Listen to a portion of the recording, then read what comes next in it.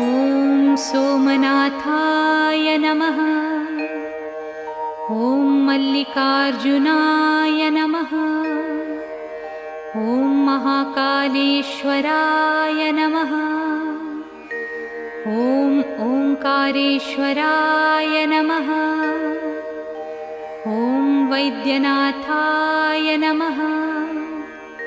ॐ भीमशंकराय नमः। ॐ रामेश्वराय नमः।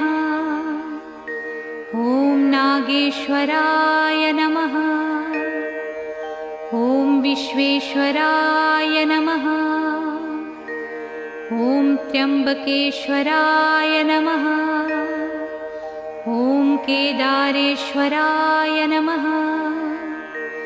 ॐ भुस्मेश्वराय नमः।